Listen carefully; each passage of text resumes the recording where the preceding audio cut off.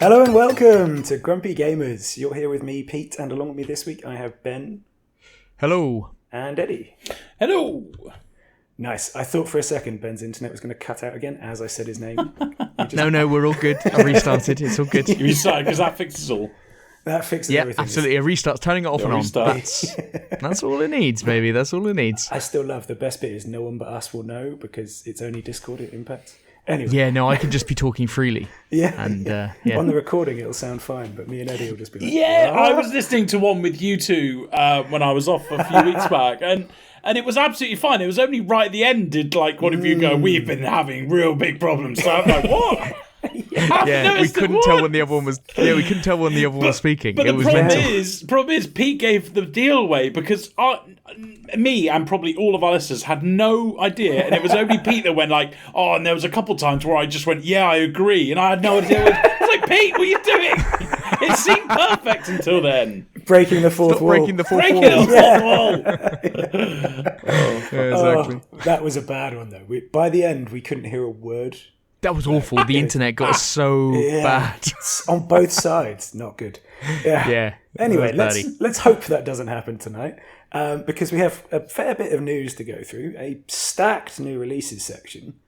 Our what we've been playing features a bit more on Pokemon, a bit more on God of War, Dune Spice Wars, which has obviously come to Game Pass, and As Dusk Falls.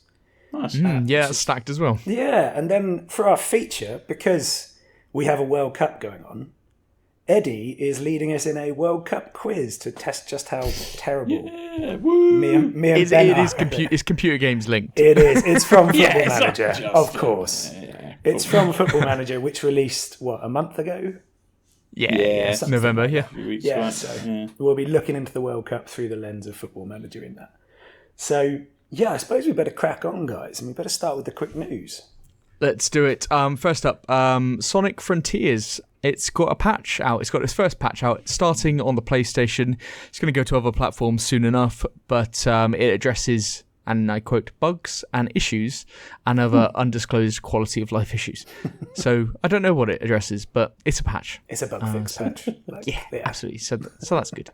The Long Dark, I don't know if either of you have ever played that. I've always been interested, but The Long Dark is getting a huge paid survival mode expansion out in December. Yeah, it's always been one of those that I wanted to try. I know, that threw me as well because it's a paid survival mode that's capitalized. So I don't know if it's like a hardcore mode or something, but I assume it already had one of those. Yeah, that's weird. It is a little bit confusing. It is, yeah. But it's an expansion for The Long Dark. So if you're into that survival game, which I've always thought looks really, really nice, and it's on Game Pass. I think it's on Game Pass as well. Wow. And if it's not, well, I don't know what to tell you. Yeah. But there we go.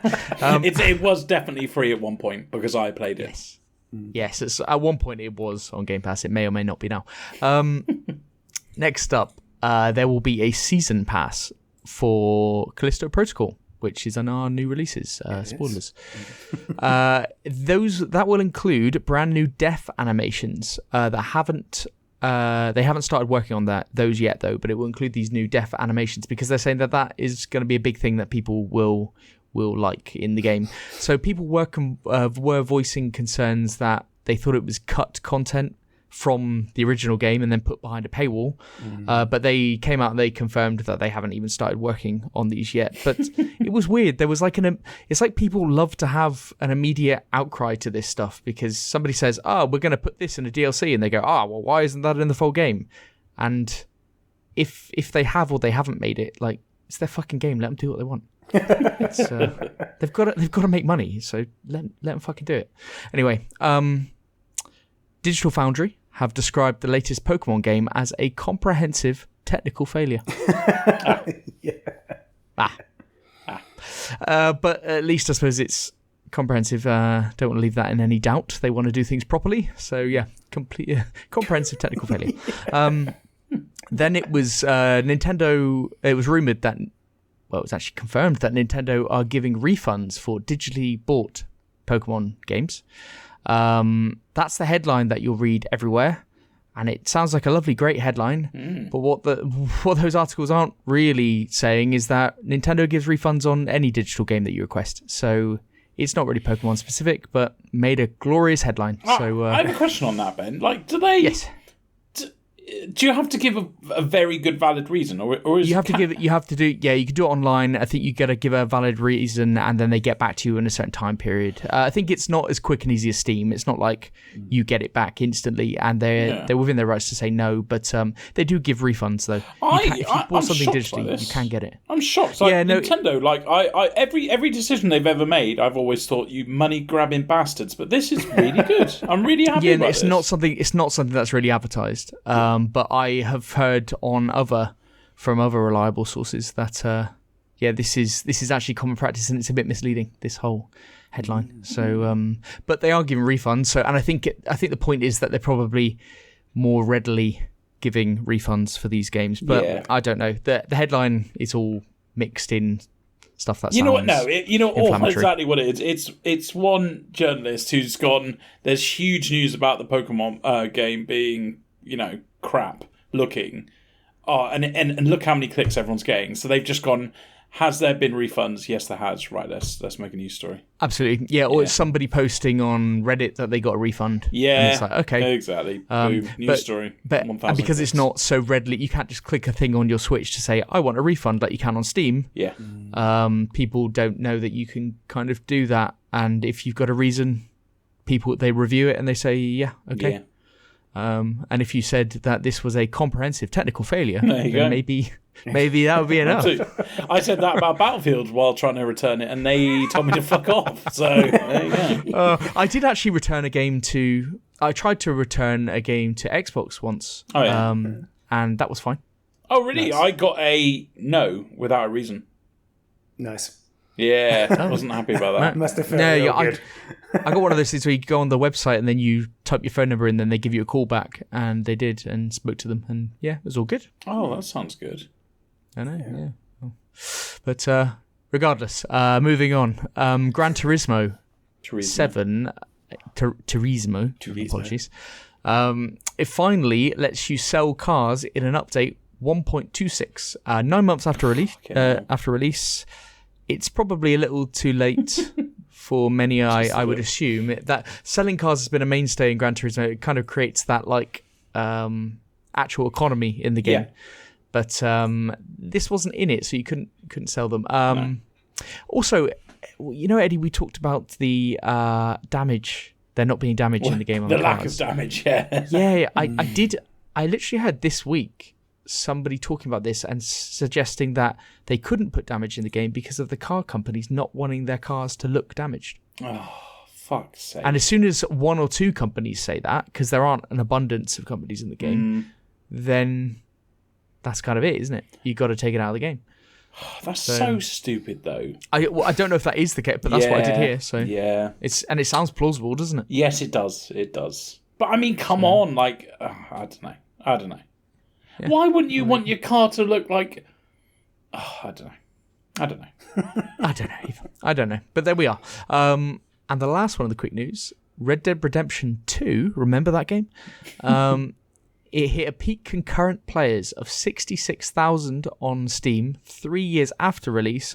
This Sunday just gone, and the previous high was 55,000. Why? I think it was propped up by a sale in America for Black Friday for Red Dead Redemption 2. Oh, okay. I assume it was like dirt cheap or something. Yeah, that makes sense, because else I couldn't imagine any reason for that. I think that's a low... I mean, so there's a couple of things here. It released on PC after... It wasn't day and date on PlayStation and PC, obviously, so the majority of players have already played it on PlayStation. Yeah. Or X. Was it on it? It was on Xbox and PlayStation, I assume. But they played it on console. So when it came to PC, didn't have that massive player base, I assume, off the bat. But 66,000, I thought, seemed a bit low for the PC release. 55,000, sorry. I thought seemed a bit low. So, but anyway, it's does concurrent high. Seem low. But I suppose most of them would have played it on console. I think part of it, by the way, as well, it does seem to be on sale in a lot of places. It's on the autumn sale on Steam at like 70% off, I think. Right, okay. So maybe they're just doing a massive drive all over lately to get people playing it. And it probably is the first year that more people have the Steam Deck, and so they might have bought it for their Steam Deck and stuff like that. There's a few reasons I suppose people would be buying it. It might be going up there. Sorry to bring RimWorld up so early, but I had to look up what like an average game for concurrent players was. But RimWorld last month hit 61,000 concurrent players. Oh, it's nice that you put RimWorld up. That's good. I respect that you got it into the quick news. Yeah. I got to bring it early. We got to bring it early, boy. Honestly, Good. give I like it a couple more weeks, so I'll have to actually announce him as RimWorld when introducing you guys. Nice. It'll be Ben and RimWorld, just to get it out of the way. Never be ashamed of that. Thank you. Good. Okay. Well, let's see if you can shoehorn it in again before the end of the show. So that's the quick news. That's the quick news, guys. He will manage to, yes. Right, so we're going to kick off the main news with a bundle of Microsoft, Activision, Sony, FTC stuff. And I want to set out before we start. This can all be summarised as ever as man does job, people do jobs, companies perform role. Okay? Yes. Let's get that out the way, because it's just not how it gets reported. But this started with the US Federal Trade Commission is likely to file an antitrust lawsuit against Microsoft's proposed acquisition of Activision Blizzard. Ooh. That's where this begins. Yeah. So this originally came from Politico and suggested that while a lawsuit isn't guaranteed, the four commissioners are yet to vote, but they are sceptical of the company's arguments. And a decision could be taken as early as next month. So that's where we begin. And we then go from there to an update where Activision Blizzard came back and Lulu Cheng Miservi came back to say they would fight against it, basically. Yeah, they said that any notion the deal would be anti-competitive is absurd and that the merger will benefit gamers and the US gaming industry, especially as we face stiffer competition from abroad, which I think they're probably referring to Embracer eating everything and Tencent having a finger in every pie there is. Yeah. Let's be honest there. So this is where we start, but there's been some interesting stuff around the outside of this, hasn't there? Because, and I've got to lead off here with Ben actually put in this headline, and it's wonderful. Of Microsoft play the weak and wounded animal and say PlayStation make better games. Yeah. Not that there was any inherent bias in Ben's thinking on this one. No, but there is no bias. I'm not biased either way. This is literally actually how it comes across anyway. So we'll jump to the quote in this one where they were talking about how Sony were the dominant platform holder. So in addition to being dominant console provider, Sony is also a powerful game publisher. Sony is roughly equivalent in size to Activision and nearly double the size of Microsoft's game publishing business. There were over 280 exclusive first and third-party titles on PlayStation in 2021, nearly 5 times as many as Xbox. I mean, that's not a good look, but the way they're saying it, they are trying to play a lamb. And then started bringing in Microsoft as well. Not Microsoft, Nintendo, sorry. By saying that both Sony and Nintendo's exclusive first-party games rank among the best-selling in Europe and worldwide, and the exclusive content from Sony includes prominent first-party titles such as The Last of Us, Ghost of Tsushima, God of War, and Spider-Man. And I do like the fact that they brought up as well that Sony entered into arrangements with third-party publishers which require their exclusion of Xbox from the set of platforms the publishers can distribute on. Nice. So very much playing the victim there. And I mean, they've got a point, but the problem is it's not a point that's really in their favour either, because they are basically just saying, like, we're crap, like, we're rubbish. Which seems like a strange tack to be taking. But I did then like that Sony came back in all this and basically claimed that Microsoft are trying to turn them into Nintendo as well. Yeah, that was a nice twist on a classic. It wasn't it? Everyone's very injured, everyone's hurt, all of this sort of stuff.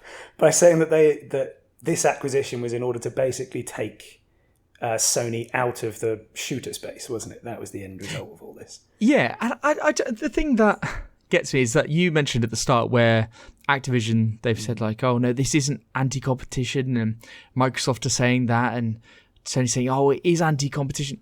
Of course it's fucking anti-competition. Why else would you buy someone? You're literally trying to make yourself way more competitive and the other person less competitive. Of course it fucking is. Am I just misunderstanding the language you hear? Like, What the fuck are we arguing about? Well, this is the thing. Is like, it's how anti-competitive is it? Not that it is in some method. Exactly. But why people use the turn of phrase like, "Oh, it's anti-competitive"? Of course it fucking is. What you're saying is, does this destroy the market? Does it lean it so far one way than the other?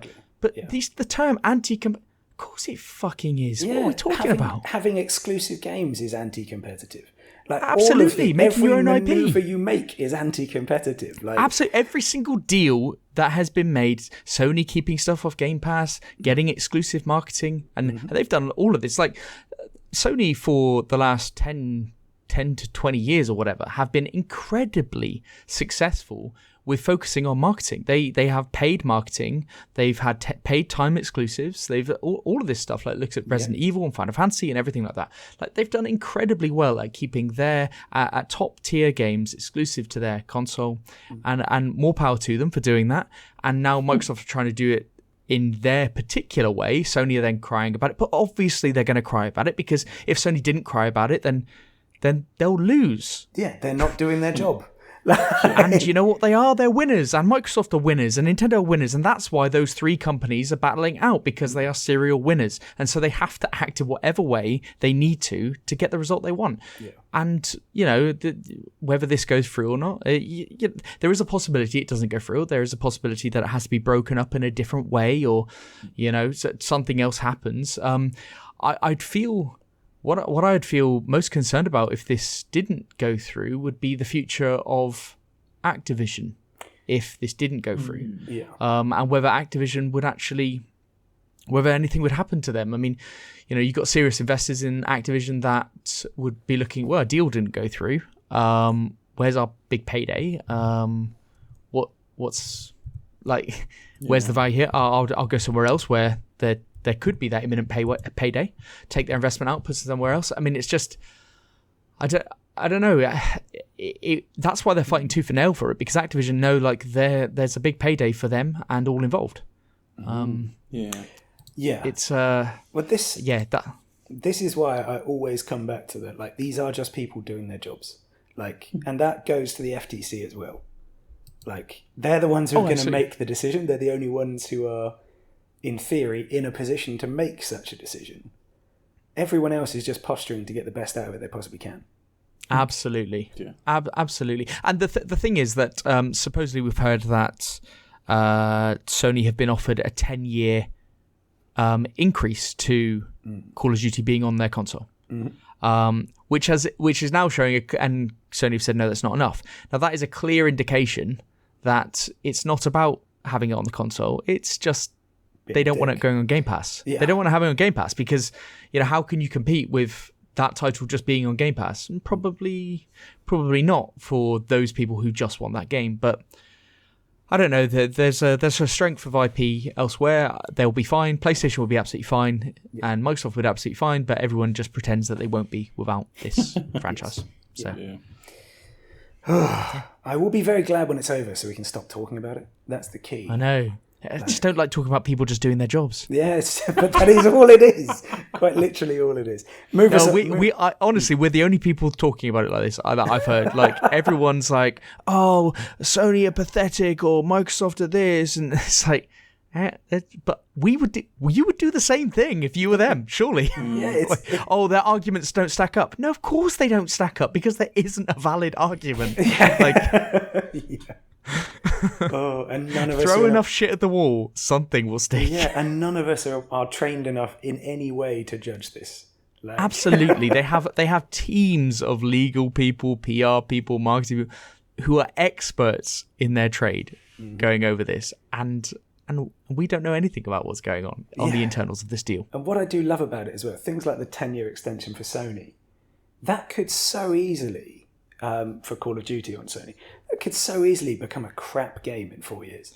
Absolutely. Absolutely. Eddie said this like a month ago or something. Yeah. He was like, well, in 5 years, is it even going to be relevant? Yeah, like, you just don't know with any of these things. So, ridiculous. Anyway, move us on. Who's up next? Me, and it kind of links on from this. No.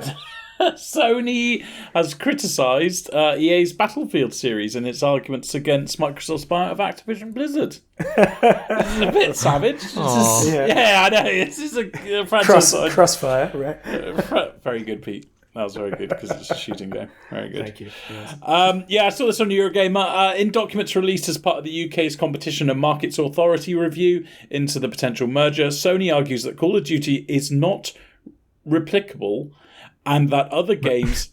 Sorry? Other games cannot compete with its success. It then calls out the Battlefield series as a major rival, but says the franchise cannot keep up. Call of Duty is too entrenched for any rival, no matter how well equipped to catch up, reads Sony's statement. It has been the top-selling game for almost every year in the last decade, and, in the first-person shooter genre, it is overwhelmingly the top-selling game. Other publishers do not have the resources or expertise to match its success. To give a concrete example, Electronic Arts... You didn't need to give a concrete example, but fine. Electronic Arts, one of the largest third-party developers after Activision, has tried for many years, listen to this language, to produce a rival to Call of Duty with its Battlefield series. Despite the similarities between Call of Duty and Battlefield, the Battlefield franchise cannot keep up. Those are some pretty damning words. Poor fucking Battlefield. That's all I'm going to say. I feel like they didn't even ask for this. They weren't even involved. This week, like Battlefield and Nintendo, like, they're going to make us like Nintendo. Nintendo's there like, hang on a fucking minute. That's right, They've got the best-selling console in the fucking world. I know. They said it. They said like, Sony said, "Oh no, Nintendo have a different market and all this type of stuff," and that reveals Xbox's or Microsoft's grand plan that they want to make us like Nintendo and not competitive in the market space. And Nintendo's like, what the fuck? Look at our sales, This upset me. I mean, not only because I love Battlefield series, and I think that's really unfair because to Battlefield players, Battlefield is a completely different game. It's not like Call of Duty where you run and die and that's your whole entire game. Like, Battlefield is like tactics. I know it's a first-person shooter, but and also I think they're really shitting on Battlefield. Like, Battlefield, before this Battlefield, was a very good franchise, like a highly sought-after franchise with great respect. In fact, when the new Battlefield was planning to come out, that's all anyone was talking about. Like, even all the hardcore COD streamers were on the new Battlefield saying about... It's true. That is true. You know? Yep. So I thought that was quite unfair. I mean, they're not wrong. Like, the latest Battlefield could not keep up. As they put it. Good. Yeah. But I felt it was a bit of unnecessary drive-by on. It was a good £70 spent by us. Yeah. I think it's on EA Play now, Ben. Can you not get it on Game Pass now? It's on the main Game Pass page, but I think it says EA Play. I mean, I have EA Play, so I can... Yeah, I think you have to. Do you have to have Game Pass Ultimate for that? And then you get it. I think it's part of it. Yeah, I think that's the way it works. Yeah, EA Play. Yeah. There it is installed. Yeah. Oh, it's £55 well spent, wasn't it? I think I spent 70 on it. Yeah. Yeah. A healthy. Well, we were into the thought about it, and then realised actually it didn't scratch that Warzone itch that Call of Duty does. It didn't scratch that first-person shooter itch. No, it's the squad. It's the squad-based, when you're a team of 4 or whatever. That's what I like. Yeah. Okay. Yeah. Didn't do it. Right. And moving on to the last story then, as I scroll up. Pokemon Scarlet and Violet came out last week. Did it come out? It came out a week last Friday, yeah. And it sold 10 million copies in its first 3 days. 10 million copies. Nice. It became the fastest selling first-party game for Nintendo. Best selling Nintendo Switch game. It's this is the comprehensive technical failure, right? Yes, it's done numbers, mate. It's done numbers. It was the biggest physical game release in the UK this year. Mm-hmm. Wow. Nice. Yeah. God, I wouldn't have thought that. Especially in the UK. Wow. It's contrasted with God of War Ragnarok, which sold 5.1 million copies in its first week. So within 3 days, this had double the sales of what God of War did in a week. God of War also became the fastest selling PlayStation game to date and knocked off The Last of Us 2 when that was released. Now, it's not the fairest of comparisons because Pokemon has a lot more with it. It's got an anime, films, cards, merchandise, all of that kind of stuff. But it clearly does give an indication of still the massive pull that Pokemon has. And despite reviews and things about technical performance and all that kind of jazz, it does numbers. And I suppose the question off the back of this is, we've heard all about this about poor performance. I've talked about it and we'll be talking about it later. It's still the fastest selling game. What does that mean for this? Are they going to do any better going forward? Do they need to do any better? Ben, I think when you were saying about all the problems, maybe last week, I said it won't matter because they won't learn because people will buy it. And this is... Yeah. They will never, ever learn about their mistakes. Why would they need voice acting when they sell this many? Yeah. Why would they? Yeah, because you'll get Nintendo saying, "Oh, guys, can you would you mind making it, I don't know, a bit better?" And they'll go, "Hey, hang on a minute, that's the best-selling game on your console." I hear the a best. lot of... It's earned you the most money. Anything, you also own part of this company. You own part of it. If anything, if they improved it, it would just be anti-competitive anyway. So there you go. Absolutely, they'd make it too good. Yeah, that's it. Imagine if they put voice acting in. Jeez. Oh, imagine that. I'm going to talk about that. It'll be blocked. Yeah, that's it. Yeah, no. Yeah, Nintendo would have to block it off their own store. They'd be forced to. It's too fucking good. Pokemon Sword and Shield and Arceus, they were also criticised when they came out for their performance, but just not as much as Scarlet and Violet. But they got a lot of patches. Sword and Shield got 9 patches. So there is hope that this game will get patched. I mean, the thought process is, well, if it does these huge numbers, are they going to be that bothered about anything, really? They just let it go. But I think they will because, they were committed to Sword and Shield. Yeah. And they are committed to their mainline games. So hopefully it does get a few. And the technical mess stuff, and I know I mentioned Digital Foundry earlier, spoilers for later when I talk about it, but, it technically is bad and there isn't much of an excuse, I think, for that. There are reasons, but not an excuse. But I do think it is slightly overblown. Mm-hmm. I do think it is slightly exaggerated, and for better or worse, you do get used to it. So, but more on that later. Yeah. Oh, God. Good times. I look forward to hearing more about that, but we should do the new releases first. New releases. Let's start with Dwarven Skykeep, coming out on PC December 1st. A humorous pixel art strategy game set in a medieval world of wizardry. Dive into a supernatural universe and start building towers using your magical deck of cards and drunken dwarves. It's like a Terraria art style. Build, repair, and upgrade your rooms. You can craft tools. You can extinguish fires and fight enemies.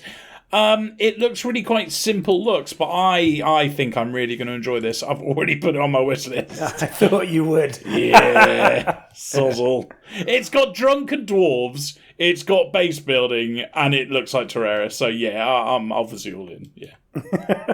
What do you want? Yeah, I thought this looked really good. I thought it looked, I thought it might look right up your street, but yeah, when I saw the sound of it and I saw the initial art of it, I thought, oh, and then actually I thought, yeah, that looks I don't mind bad visuals when it's a good game, that's kind of... That's your whole MO. Yeah, I've seen this. That is everything to me. He does not mind at all if it brings the price down, particularly. If anything, you pride yourself on them not investing in graphics so that you can have a cheap game. There you go. Nice £15 maybe. Oh, lovely. Oh, you wouldn't stretch. Mental. You wouldn't stretch to £15. No, Ben. But it'll be £15. But then after a couple of months, that'll come down to like £8, and then then with a sale, then you're getting close to the £5 mark where I was. Then you're really cooking for a pint. Yeah, it's costing a pint. And waits long enough, he'll get it for 85p. So 86p. Come on, I won't boast that I got a game for 84p. I will say. The only bit that threw me off with this one is what the hell is a wizard doing working with dwarves? I thought they didn't like magic. I thought that was the whole thing with dwarves. But, You get dwarven magic, don't you? No, they have like runes. In fact, dwarves are famous for not having. They kind of have Exactly. runes, don't they? Yeah. I'm sure if I type that in on Google, I could find some. I'm sure someone else has done this before. Jesus Christ, man. Next one, Gundam Evolution, coming out as a console release. So there you go. That's December 1st. It came out on PC in September this year. It's a fast-paced and immersive team-based first-person shooter game. So that's coming out on console. Next one, Romancing Saga Minstrel Song Remastered. You messed up Soag. That was amazing. I think it's because I went Saga, Minstrel, Song. Song. That's amazing. That is, what is it? This is an original game, came out in 1992. It's an RPG kind of game. It says JRPG, but when you say JRPG, you do not think of these graphics, so I'm not going to say that. It's a Square Enix game, so if there's a big following, there you go. Yeah. There you go. If you want to revisit a 1992. But to be fair, they've done a good job by the looks of it. It looks quite nice, doesn't it, guys? Let's be honest. Yep. Yeah. Looks compared fine. to a 1992 release, definitely. Yeah. It's still got a bit in 1992 about it, I'm not going to lie. Savage. Next one, big one, the Callisto Protocol, coming out on PC, PlayStations, Xboxes, and not Switch. Because Switch is shit. December 2nd. Survive to escape the horrors of Callisto and uncover the dark secrets of Jupiter's dead moon. I thought I heard Ben talking then, but luckily I just powered through. So this is, if you don't know, this is Dead Space. That's all I'm going to say. I'm not going to describe the game anymore. It's Dead Space. I'm very excited. To me, it looks amazing. All the different gameplay I've seen, which is a lot. Ben, is this a day one purchase for you? It is. It is on pre-order. Yeah. Pre-order! Fucking hell. Interesting fact about this, the reviews for this game will come out on the day it comes out. Ooh, that's why you never pre-order a game. Rule No, but I'm one always of going to buy buying it. games, don't pre-order. I'd always buy it anyway. No matter what the reviews say. I haven't pre-ordered it. Technically, my girlfriend has pre-ordered it, so it's not on me. Right. It's not on me. Okay, so you can't blame yourself for that mistake. No, but it won't be a mistake, though, because this will be a good game. Yeah, I've heard it's almost as good as Scorn. Yeah. If only. If only it could reach the dizzy heights of Scorn. In the horror genre, the one that stands above all others is the mighty, mighty Scorn. Oh, God. Yeah. If it doesn't beat Scorn on Metacritic... Oh, God. I don't know. I can't. I don't know if we can turn up next week. I don't know that being possible, to be honest. Actually, but Scorn did surprisingly well. It had like a 72. I mean, 72 isn't good, but yeah. 72 on Metacritic's fine. But for Scorn, that is insanely good. For Scorn, it's very high. Jeez. Yeah, no, They released Scorn mighty 5 times, and I wouldn't expect them to We are add up all to 72. criticising one of Xbox's exclusives, Game of the Year. Remember, guys, come on. It's true, it did creep in there. Oh, lovely. Right, yeah, really excited for that. Very excited to hear what you say about it, Ben. I might even get the game myself. Can you believe it? Oh, no, don't tempt us like that, Eddie. I would love Eddie to pre-order this. I will never, ever pre-order a game. Ever. I mean, buying day one is against everything I believe in, but I've done it a few times for this podcast, and every time I've been massively let down. We are one of the only people that will be including the potential of Callisto Protocol in our Game of the Year. Yeah, we are. Oh.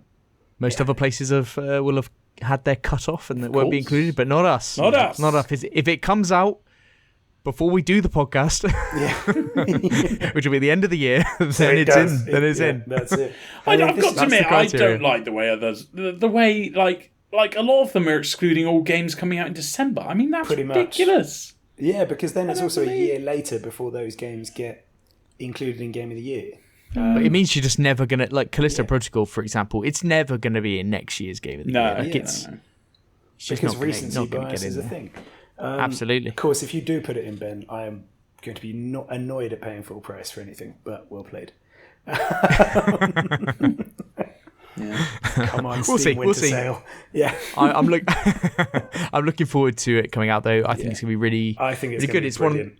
It's one that I've been really looking forward to. It's been on the list for a must buy for me for a hot minute. So, and again, I think they've done the whole build up really well. Like we've seen fantastically good amounts of gameplay without any spoilers. Yeah, we had good tech demos, good everything. Like they've just done it really well. They really have, and even when I said in the news earlier about the DLC, it almost turned into a controversy where it's like, oh, these animations, have they been cut? They just came out and nipped it in the bud straight away. No, it's fine. This is just something we do extra because we think people will really like it. Great. Yeah. It's just they're just handling it really well. So I'm just fingers crossed that they get the release that their build up has deserved. Yeah. Cool. All right, let's move on to the next one. Marvel's Midnight Suns coming out on PC, PlayStation, Xbox, next gen only, apparently. December 2nd. Fight and strategize like a superhero in the darker corners of the Marvel Universe. Play as the Hunter, a legendary demon slayer who must lead a team of superheroes and supernatural warriors facing apocalyptic threats. There is no point to put that sentence in all capitals. Listen to the sentence. Fight and strategize like a superhero in the darker corners of the Marvel Universe. It's a descriptive sentence. Like, why would you ever put that in capitals? It's not even got an exclamation mark at the end. Yeah. Yeah. Very aggressive, and I like the way you read it. Yeah, I know, and that's why they put it in capitals, because they know that people are going to read it properly. Like They'll read it appropriately. Yeah, because they wouldn't want it like all calm and like. No. To be fair, no, people listening to podcasts, if they're listening to this and they're like, "Oh, I'll just pay attention to games that I actually like the sound of," and they're just working in the background, got their headphones in, and if they heard me shouting like that, if they're screaming like a banshee down their airways, and they'll listen to, "Oh, what's this game?" I mean, Eddie's ripping the shit out of it, but I mean. You know, he's shouting, so he must be excited. He is shouting. He's enthusiastic. He's enthusiastic. This is from the makers of XCOM, so the combat is very similar to that. You can choose your squad and choose their abilities. I think. I mean, I'm never against this kind of combat. I'm against the fucking Marvel and the whatever the other one is. So I can't stand these kind of games. But I think there will definitely be a big audience out there for this game. What do you guys think? Yeah, it's. You go, Pete. Sorry, I was just going to say it's definitely going to have its fans, isn't it? There's definitely going to be a fair few people. I'm not sure we're the right crowd for it. At least not me and Eddie. Yeah, I mean they've got Blade in it, Pete. It does have Blade, and he does look pretty badass. He does look pretty cool. I think this game looks quite good. It's got card-based system in it, I think, as well, which I'm a sucker for that. I'm a sucker for that in a game. Do you know what? Like our listeners must think, "Oh, have I already listened to this episode? Let me check." Oh no, I haven't. It's Ben saying once again that he likes a fucking card-based. It's a Souls-like game. Oh no. Do like a card-based Souls-like game. Yeah. Could you imagine a card-based Souls-like game sim? Yeah, that'd be pretty sweet. Pretty sweet. Don't say any more, Pete, because somebody will steal that. I think it looks quite.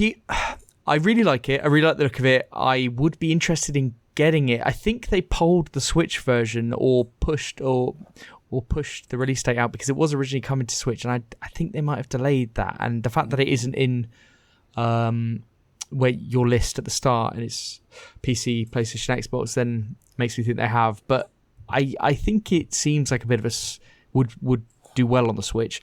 When I have seen the heroes that are involved, I was a bit disappointed from memory at looking at the heroes, the Marvel heroes that are in it. I didn't think the roster was particularly huge. I think that's the only thing that I think could be a little disappointing. I think it's almost like the heroes that aren't the normal heroes, like you said, Blade. Yeah.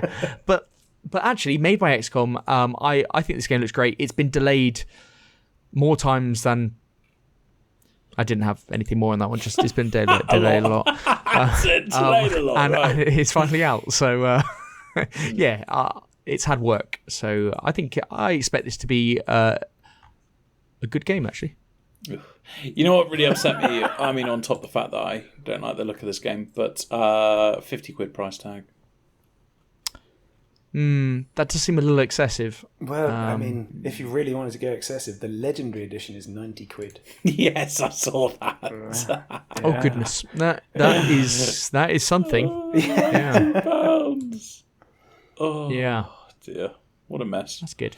All right, next one. Need for Speed Unbound. PC and PlayStation Xbox Next Gen. December 2nd. Race to the top. Definitely don't flop. Was that meant to... Yeah, that rhymed. That's... What a terrible start to a blurb. Race to the top. Who did they give this to? Definitely don't flop. Who did they give this to write? Right, keep it going. Come on. I don't know what's wrong with the world.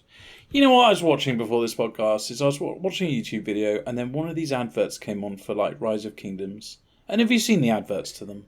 I think I might have done. Who is I've got making... YouTube Prime. Oh, Premium. Who... Weird brag. Who is making these adverts and these blurbs? Are they literally just not even bothering and just going, I'll just write something up in 2 minutes, and then going like, yeah, that'll do? What's happened? Where's the marketing departments that used to do these blurbs and used to do the adverts and Yeah, I would have thought somebody would be agonising over every word here. You've got limited words, limited characters, agonise over everyone, but Race to the Top, definitely don't flop. I mean, how long, like, when you, like, handed in an assignment, did you, like, look through the wording and you go, hang on, that didn't make sense, and you look through every sentence. And then sometimes, like, you cut the words back and you go, that's an unnecessary word, take that out. Pete, how many times when we're in the sales industry did you look at your emails and go, stupid, and you took out shit and you added shit? Yeah. And there are people who have this on Steam and they're selling a product and they... So Eddie, what we can conclude is Race to the Top, definitely don't flop, was approved at the highest level. I reckon they farmed this out to a marketing agency and someone was just like, oh, who cares? Should we check it? Nah, just fucking put it How out much there. can I put on my timesheet for this? Probably only like half hour top, so I'm just going to phone it in and get a coffee. Fine. Fucking hell. I've got Rise of Kingdoms adverts to do. Jesus Christ. Go and watch them, listeners. It's horrendous. Outsmart the cops and enter weekly qualifiers for the Grand, the ultimate street race. Pack your garage with precision-tuned custom rides and light up the streets with your style. Or garage for us American listeners. It's a roomy game. It's got a weird comic book style to the people, which I thought was a bit odd. There's something about graffiti and something about like police heat, but I just really I couldn't be fucked to research it any further, I'm afraid, guys. So, I'm pretty thorough with these games, but on a game like this, I was like, nah. I mean, They're due a good Need for Speed game though. they are. And It's been around forever.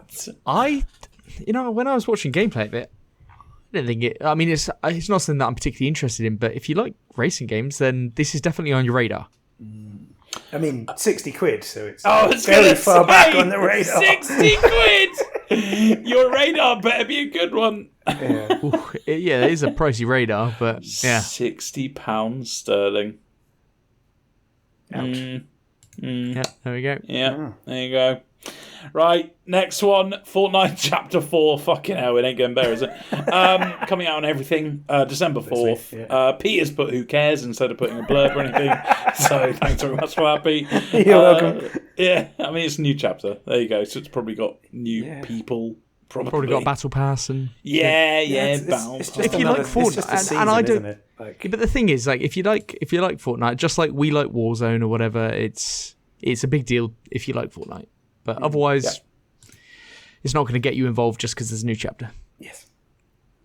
Yeah, fair enough. Right, next one, Swordship. PC, PlayStations, Xboxes, and Switch, December 5th.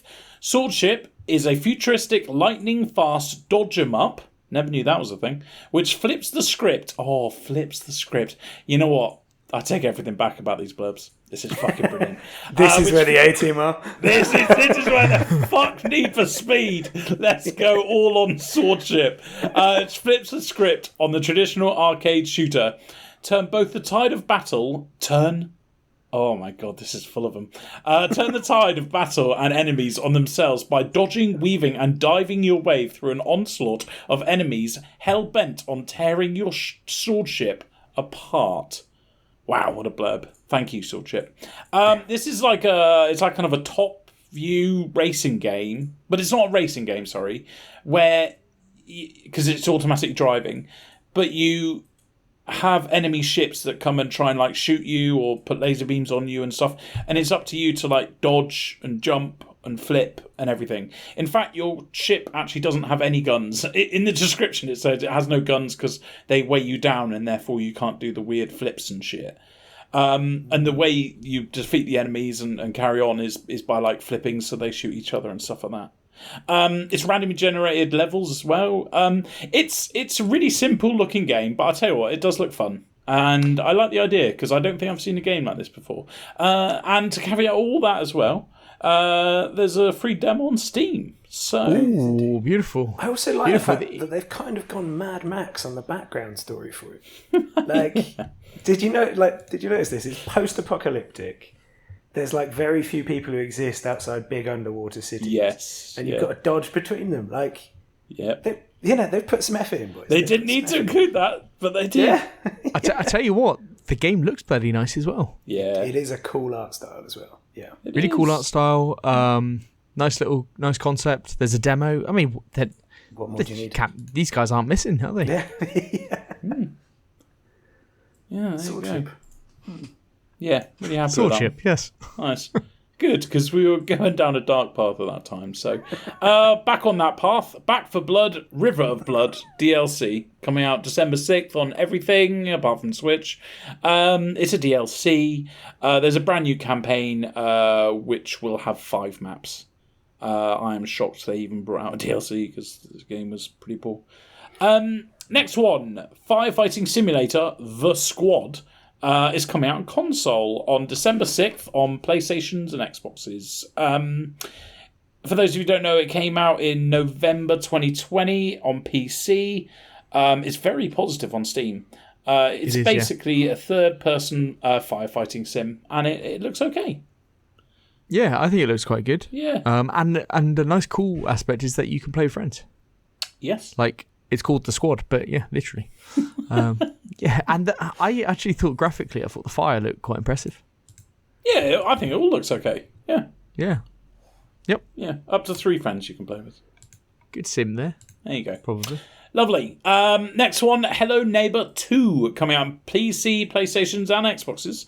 December 6th. Hello Neighbor is a stealth horror game about sneaking into your neighbor's house and figuring out what he's hiding in the basement. Play against an advanced AI that learns from your actions. The first one was very popular, this, wasn't it? I never actually played it because I couldn't stand the graphics, and I thought if I'm going to play like a tense horror game, well, more of a tense game, then I wanted to play a proper one. But are you either of you interested in this? I didn't play the first one because when it originally came out, I thought it didn't review that well. I thought it was very mixed in its reviews, and so I never really paid it the time of day. But it actually gained a bit of a cult following, I thought, and then got yes, it did. more releases Very on different so. platforms, and now it's like a really well-known game, and this is well looked forward. People have looked forward to this one. Yeah, I mean, it's set to be a good game, isn't it? Like, yeah, It is supposedly. I still can't get over the graphics, you know. I like them. I quite like the style. It's very. They've gone for a style though. It's not. It's very not much bad its own graphics. style. I just don't It's stylistic. like it. Yeah. Yeah. It's why I never played it in the first place. Yeah, I wouldn't be able to get around it. Too immersion. It's more the aesthetics rather than graphics because the graphics are clean and nice. Aesthetic Yes, is sorry, the way to it's- phrase it. Yeah. Yeah, fine. Next one, Impaler, coming out on PC, December 6th. This is like an arena shooter with roguelike elements. The visuals and everything about it looks like the original Doom. And I mean original Doom. Yeah, not even reading the blurb for that one. They've borrowed a lot from original Doom. But yeah, There are a lot of these Doom they really esque are. Doom-esque. games right now. It's such a popular thing, isn't it? That more and more people just want to imitate. So fair enough. Yeah, I guess. All right, next one. This is a beaut. Knights of Honor 2 Sovereign, coming out on PC December 6th. Choose your kingdom and become the king as you wrestle over control of Europe in this fresh take on medieval real-time grand strategy. Manage provinces, gather armies, initiate diplomacy, and dabble in espionage. The path is open. Become the true sovereign of your people and bring them to glory. Pete, you copied the blurb, but you didn't press show more because it just stopped at and bring them to, and then it went ... And I went, there's no way the blurb finishes like that. So I looked up and no, it just says bring them to glory. You obviously just didn't click on the ... That is exactly what happened. But why didn't they make it so that it fit all in the thing? Like, it's only got one word. It's one word, yeah. They could. So these guys looked at this and they went, right, every single word here matters. We can't possibly make it one word shorter to make sure glory fits in. The most important word in the whole of the blurb. They probably did, Ben, but then when they transferred it over to Steam, it was probably like different font or something. So it was just slightly they bigger. Probably did get the right characters, yeah. Or here we are. Here's marketing genius. They did it on purpose so that you got all the way to the end of the blurb and you went to click on it. So therefore, you're actively clicking. You're clicking on the store page. And people like us give it more airtime because we are right now. We're just talking. Yeah, sure. We're part of the problem. We're part of the problem, or maybe we're part of the solution. I don't know. So Knights of Honor 2 Sovereign. This has been on my wish list for over a year. I love the mechanics of this game. It has it's grand strategy and it has RTS battles in it with the armies that you create. So it's kind of my perfect game. I was going to buy the first one about a year and a half ago when I saw old strategy games that you probably haven't heard of list on YouTube or something, and I thought, holy shit, this looks good. But it came out in 2004 and the graphics are unforgivable.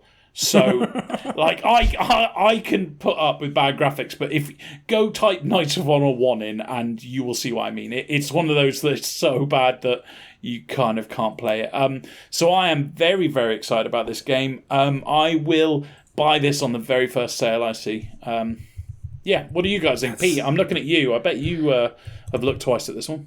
Oh, I definitely have. This sort of, it seems to hit a niche halfway between Age of Empires and CK2.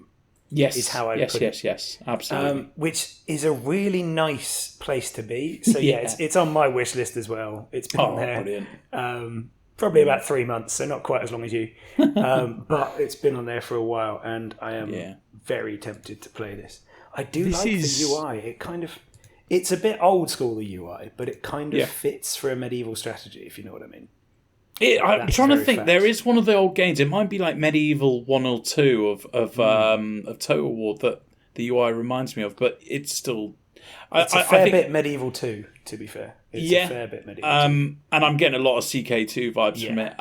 But I mean, apparently the best bit about these games are the mechanics, and that's why I'm excited because the look of it looks like a lot of grand strategy games that I love. So.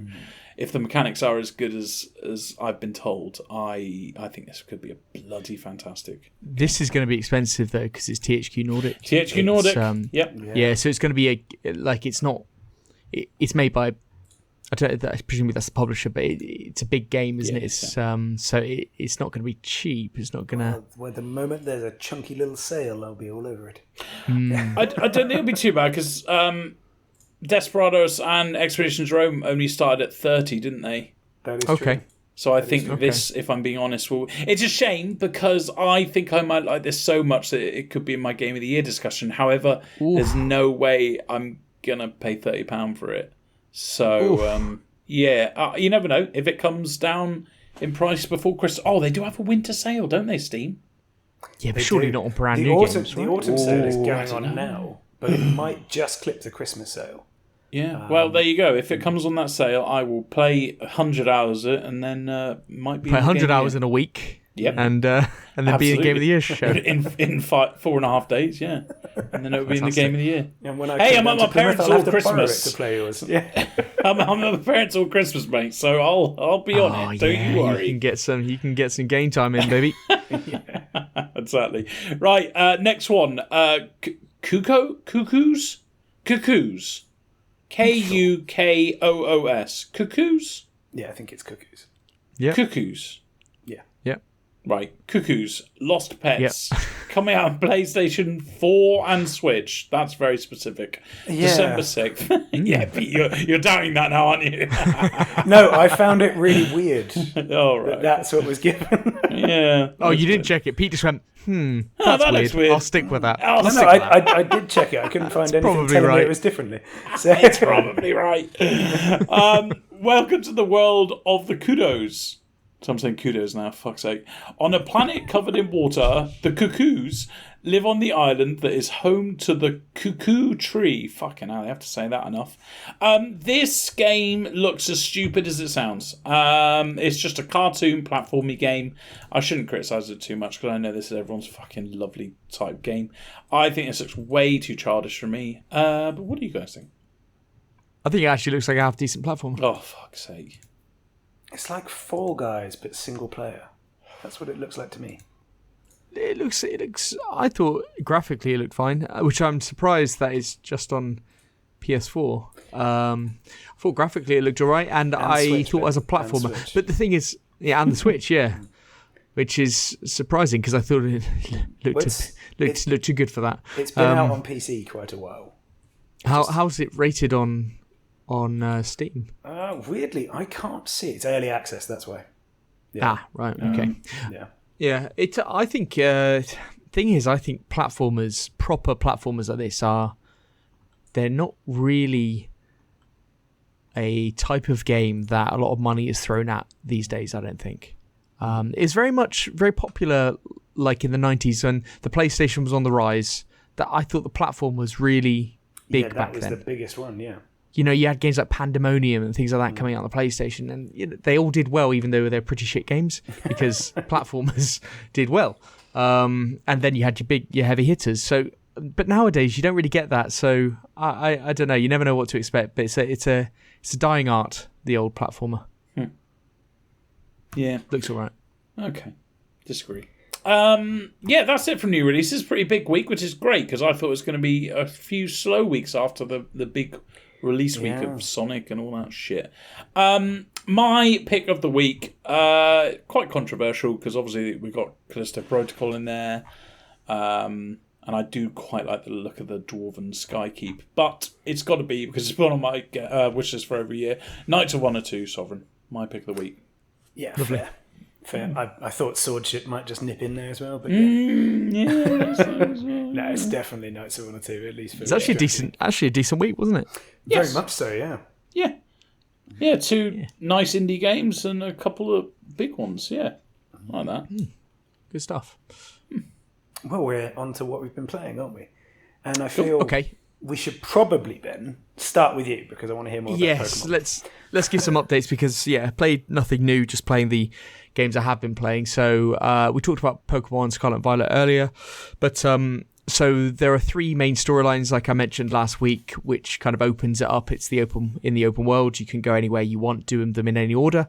There are gyms. There are these Titan Pokemon, and there's the Team Rocket equivalent, who I think are called Team Star. So I've done all 8 gyms. I've done all 5 Titans. I've done all 5 Team Star bases as well. Oh, wow. So I've done a lot of the main story. I'm literally just at the start of the kind of pre-end game content. So like, with the gyms, you get like the Elite Four or the Pokemon League.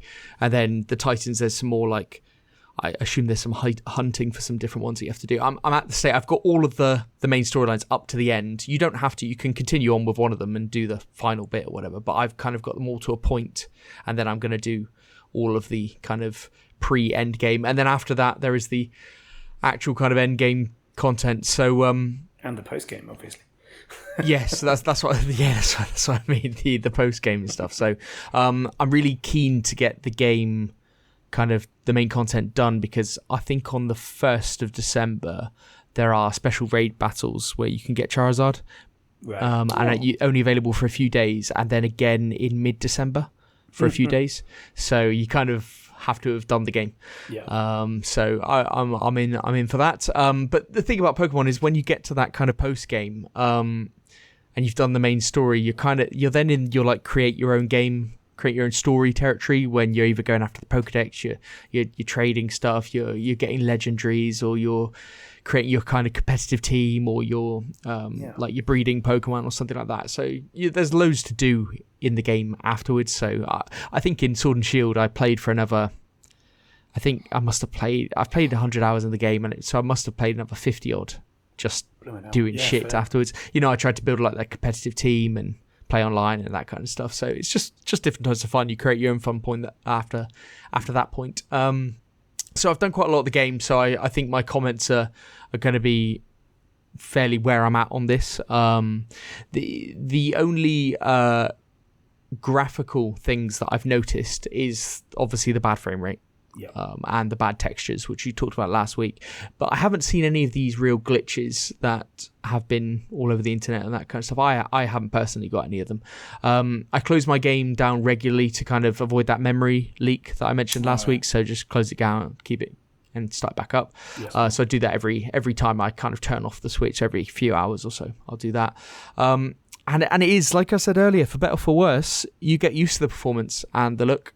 You really do. And at times, the aesthetic of this game actually looks pretty good. Okay. And it looks, it's the bland. There are bland texture. The textures are the one thing that I just wish it would really make a lot of difference to the game. But in the performance, because I've never got it to a really stuttery stage, and I think it is because of this memory leak thing and closing it down after every couple of hours or so. So my frame rate is fairly stable, I would say, at below 30. But it's not, it is what it is. I've always had issues with the kind of pacing in the game, and voice acting would help, like we've discussed. And it's the same nonsense of clicking through things and the endless dialogue where you can't speed it up in any way. Like you could put it on fast text in the settings, but that doesn't fucking help. It's like, Jesus Christ, just let me fucking click. But anyway, one thing they did kind of address, I think, to a degree was, especially at the start, it did seem like a harder Pokemon. I've said previously about Pokemon, yes. I said it's very easy. Yep. Arceus was a bit harder, which is great. This, I think I must have gone in like a non-normal direction or something like that with my kind of gyms that I was going after, because it came to when I got to like the third gym or something, I was having to do a bit of grinding and leveling, and I got beaten a few times and stuff like that. I was like, okay, this is good, and I was going from a gym and doing some of the Titans, and I got smashed by a Titan, and you're like, oh, okay, this is good, right? Now I'm actually in this game to actually, but then I kind of overcame that and I grinded and stuff, and that kind of made me OP for other areas. So they haven't quite figured that out, because you'll go from something hard and what you think is the correct kind of, I like this, to one-shotting things. So they haven't quite, because they've allowed the freedom for you to go in any direction and do anything to a certain degree. It really does kind of, because you could in theory just like walk like the length of the map. Later you get abilities to make it so you can travel really fast, but you can just go anywhere. So that's that. But I think with that being slightly better in this game, because it's a bit all over the place, but some bits are quite hard. It does kind of fall on the graphics and the performance for being the main thing that I think people can have a massive gripe with. But if it's not your top priority, which it probably isn't if you play Pokemon, like, let's be honest, if you play Pokemon on the Switch, graphics and the performance, it probably isn't your top priority. I think you'll still love this game regardless. I don't think, and I know a lot of people, I've seen a few people say like, oh, I'm waiting for patches, disappointed. I genuinely think that, like, it's not overblown. Like I said earlier, I suppose it is definitely present, and there isn't an excuse for it being how it is. However, you do get used to it, and it's not quite as bad as everyone's saying. But the game now, so many mechanics, so many things to do. There's so many mechanics that I haven't even looked at in the game, because you can complete the game without going into min-maxing and fucking all the different things that you can do. You could just do it. And afterwards, that's when I would look into that, because then you actually are going, right, I need to build the perfect team and stuff like that. But then you have to take a Pokemon for basically level 1 through to level 100 to make sure that it's built perfectly. With all their EVs and IVs and the background stats and everything. But beyond everything that's going on that I see now with the raid battles and everything, and then they'll get harder as you complete the game, then you get access, I think, to black raid battles or something. And then there's competitive play on top of that. Like this game has loads of stuff. Like it's got mystery trades, which they've had in the last couple of Pokemons as well, where you could just trade a random Pokemon with somebody random, and they'll just give you one that they've chosen. And I've got some awesome Pokemon that way. Like some fucking awesome Pokemon. And you're like, wow, okay, it would have taken me ages to find this. I don't know whether somebody's just given me like some fucking epic thing that's late game. You're like, wow, that's cool. Of course, you can't use it until it can listen to you, but still, you've got it. That's great. It's just little things like that just keep you interested, and it's just something a little bit different about Pokemon that other games don't do. And this is something quite controversial, which I have been thinking about. But I think that this Pokemon game is 4 or 5 steps away from perfection in this type of gaming space. Okay. Now you'd it's never agree with me. Technical failure. Yeah, the refund game. You'd never agree with me by looking at it. But hear me out. So if the performance was obviously changed, the performance it ran smoothly, and if they added voice acting, if they had better world textures, I know I'm just improving the game here, but if they just had it's like a lot of improvements here, man. Yeah, I know, but if they had better world textures, if they built the towns out a bit more, built the buildings so that you could actually go inside more buildings and actually like experience them a bit more, this probably was their attempt at sorting difficulty, but I'm sure there's something they can tweak. This is a good attempt, but they can tweak that a little bit. And the big one for me would be in the open world for there to be more secrets or like treasure, like a bit like Skyrim or Breath of the Wild. You know that Skyrim feeling? Yes. Of where we've said it loads of times, where of an evening you'll just make your own quest. Yeah. You'll just go, right, I'm going after that thing that I've read on the internet. Mm-hmm. I'm going after that thing.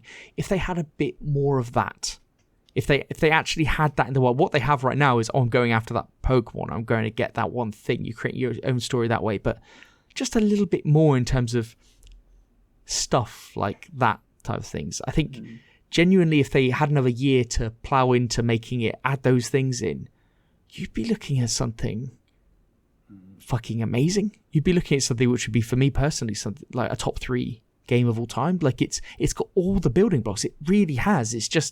It's been overshadowed by all this other stuff, and it actually gets me excited for where Pokemon is going to go. If I'm still interested in 3 years, in 6 years, or whatever, 1 or 2 games time, like this could really be something special. Yeah, but Ben, it won't be. They'll rush it out, and it'll just be.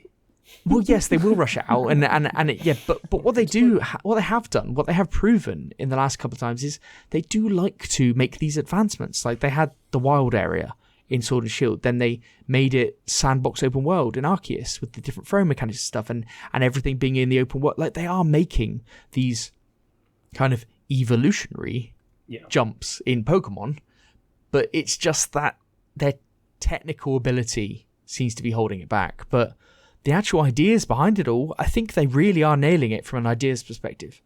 Okay, fair enough. Yeah. Good game, really good game. Excellent. The comprehensive technical failure is a very good game. Awesome. I mean, that does make sense. We've seen it many times before, but yeah.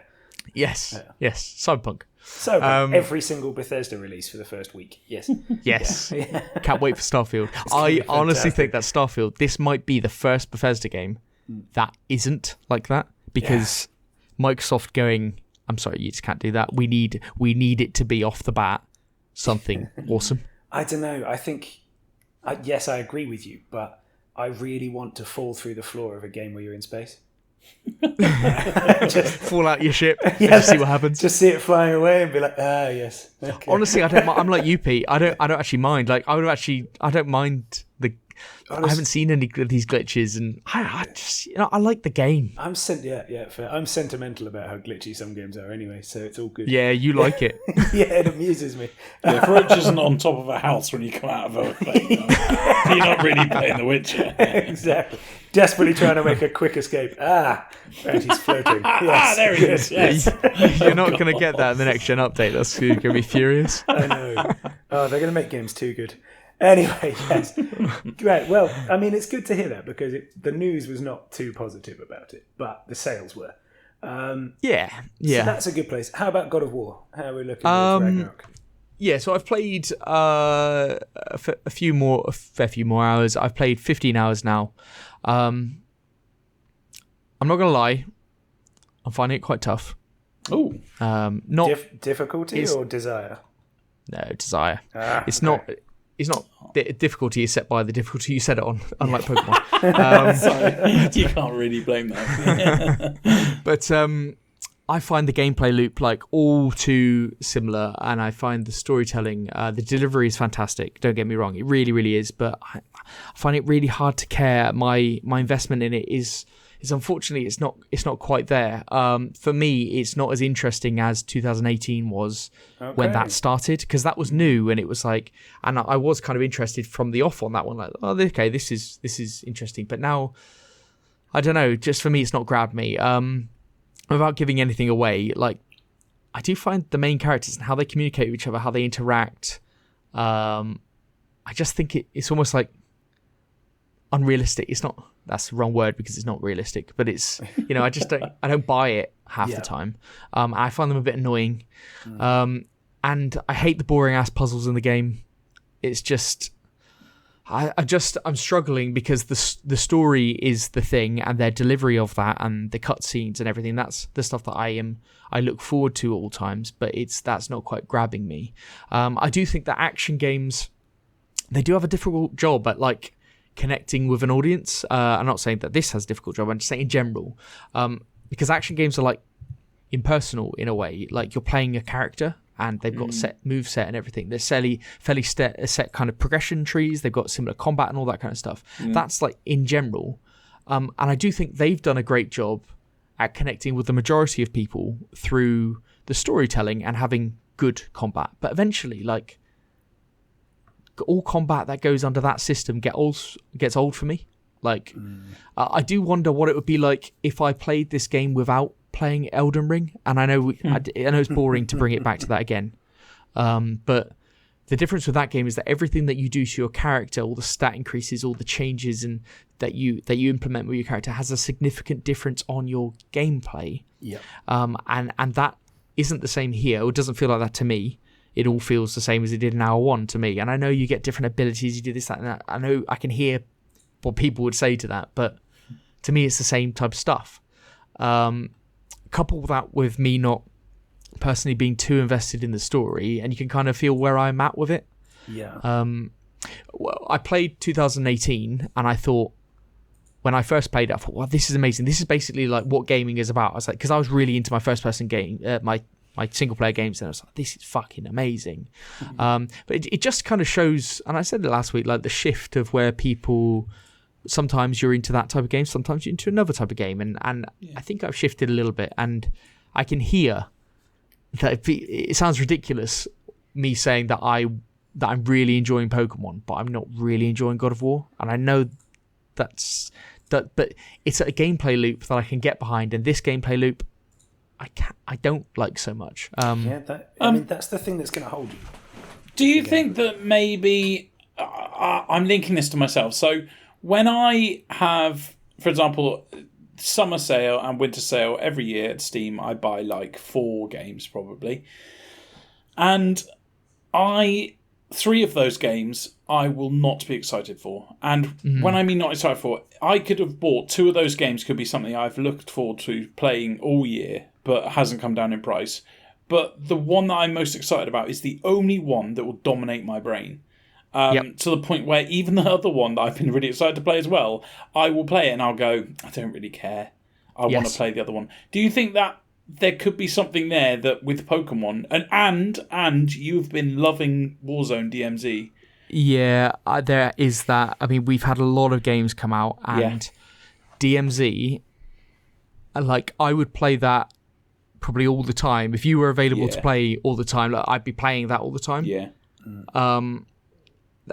That is fantastic. I've dedicated a lot of time to Warzone, leveling up guns, all that kind of stuff, getting prepped for that. Pokemon coming out, I love Pokemon. I don't know, it's almost possibly the wrong time for this game. I've also even caught myself thinking that the game would be awesome if it was open world with secrets and dungeons hiding the bosses. And then I was like, no, I'm just describing Elden Ring. Like, so that's not a hill to die on. These are different games. These are different games, and I shouldn't be. But I did that. I was like, wow, wouldn't this be amazing if it was like this? And it wasn't like I go to an area, then I'm on this set path, and I can just dip there, but I'm on this set path. No. That is the game. Ben, you are describing my love, and I hate to bring it up again, but RimWorld. Like, every game I play, every kind of management game I play, I compare to RimWorld. And by the way, Ben, that'll never go. That has stayed with me for 10 years. Yes. That's a good shoehorn as well. I like that. I respect it. Yeah, you thought maybe I could bring it up again. Thought we were done, but no. I was gonna just mention it in what we've been playing, but I thought, All right, there you go. There you go. Yeah. Just think. Yeah, I will finish this. I'll carry on. I will finish it, absolutely, because I think we got our Game of the Year show coming up, and we tried to keep it semi-serious, and I think owe it to the fact that people love this game and that it's going to be everywhere, and I've got the game, so I should finish it. So I will. Yeah. And I'll either update before that or update on our Game of the Year show. I'm really hoping that it still grabs me. I'm sure there'll be people out there saying that I'm still quite early on. And to that, I'd say, God, I really would have hoped that it would grab me by this point. But and if it does grab me, I'll be thankful that we do a podcast, because if we didn't do this podcast, then unfortunately I'd be bouncing off of this right now. Fair enough. Okay, interesting. Yeah, that's not the popular opinion. It's not what other people are saying. So God knows. So God of War, no. Take it with a fucking pinch of salt, like you usually would. But yeah, it's just how it is at the moment. Yeah, absolutely. Like everything else, just take it with a pinch of salt, move on, and make your own opinion, and say that I'm completely fucking wrong. So yeah, move on. Yeah. If you want to, just email in. Yeah, absolutely. Yeah. I'll go next because, Pete, you got the one that I'm really excited for. And I'll just talk about this only for a minute or two because we've already talked about it. I've been playing As Dusk Falls. I didn't put that in the doc earlier. I put the other one. What did I put? Something about dusk. And then I looked it up and I went, that's definitely not the game that I was talking about. I think it's got something to do. It came out last year. Come on, Ben, help me out. You played it. I think you played it on stream. Dusk Till Dawn? It's not Dusk Till Dawn. No. No. Until Dawn. Is that Until what you're Dawn. thinking? That's it. Right. Until Dawn. That didn't come out last year. It came out a long time ago. It was like a spiritual sequel, kind of like. Right. Yeah. Fine. I played it as Dusk Falls. It came out July this year. Kirk's already played it, and he's already talked about it on this podcast. He really liked it. Where do I start? I don't usually play these games. There you go. There's the caveat. There you go. Right. So okay. So we know where this is heading. Yeah. Okay. It's got a good story. Me and my girlfriend played it together, and we were doing the odd choices together and working out. We tried to play multiplayer because it does have that option. Kirk told me about it, but it didn't work. So wasn't over the moon about that. In fact, when me and my partner tried to play it, it crashed. And then I loaded up my Xbox again, tried to play it again, crashed. Looked up line. Oh yeah, all you need to do is uninstall and install it again. Yeah, I'm not going to fucking do that. Luckily, they had cloud gaming, so I was like, oh, okay, brilliant. But then when we tried to do co-op again, didn't work. Right, brilliant, great start. So we just played as a single player, but both of us playing. The story is good, but you kind of have to have a good story for these kind of games because it is a story game, right? Yeah, that's 90% of it, isn't it? The voice acting is good. I think sometimes it was over the top, and I think that's the one thing in voice acting that you shouldn't do, because that's where the immersion juice seeps out. I know in like Baldur's Gate, like all of a sudden you'll have one character and he's way over the top, and you go, "Oh, come on, that was a bit much." But that's fine. I think these games shouldn't exist. I think it's bit of a jump. Fantastic. Bit of a jump. Yeah. That was a strong sentence, masquerading as just a whimsical comment. It's a bit of a jump, but yeah, I do not see the point in these games. You do one thing every 3 minutes, and that's when you got the control down by your side because you're not really caring, so therefore it surprises you. I don't see the enjoyment of it. At no point was I going, this is really enjoyable, this is really good. They've got this like frame by frame filming, which I know that's their way of like, oh, this is Were really you playing cool. Pokemon? Very good, nice. No, it's even worse than that. This is about 1 frame a second, Ben. So, I don't know. So I don't really know why they did that. I guess it's their kind of way. They do have little cutscenes where it is actually properly animated, so I don't know why they just didn't do that in the first place. But I guess that's their style, and that's what they're going for. To me, as a hardcore gamer, it felt like it was glitching. You know, when you glitch and you just see like people skip across the screen, that's what it felt like to me. So obviously I didn't get into it that way. Yeah, overall, I think if you like these kind of games, I think it might be good. But for me, it is, it's the biggest waste of 2 hours I played it with the missus, 2-3 hours. Probably the biggest waste. And the worst thing is, my missus wasn't even happy that we spent the time together. She was like... she didn't count it? No, she was like, oh, that was a bit shit. Yeah, I'm sorry.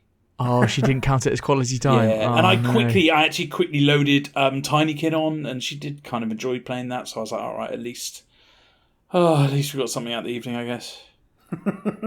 Right, that's good. Okay. Yeah, I think Kurt was talking about maybe including this as the game of the year, so that could be... Yeah, but Kirk's played 3 games, isn't he? So well, that's why it's because we have to pick 3, so that's why it's game of the year. Tunic's the other one, and I didn't speak too highly of that 2 weeks ago. So I think I know which way the voting's going. Good. Yeah, but I've also been playing Rimworld. Just to let you know. Of course, yeah. Of course, we've both been playing Rimworld. I'll tell you that. For the third time. Okay, that's 3 shoehorns. I like that. 3. It's not really a shoehorn. It's what we've been playing. I mean, yeah. All right. Hey, there was a recent release for Rimworld, Ben. Neither of us are playing it. Yes, you're not playing it. Right. even the other expansions you like disable, whatever, don't you? Only one of them. I keep one. I do. I don't like High Georgie. But you know what's funny, Pete, is I obviously saw your game on Game Pass, and I am very excited to play it, but I'm forcing myself not to play it because I'm really, really enjoying DMZ Warzone at the moment.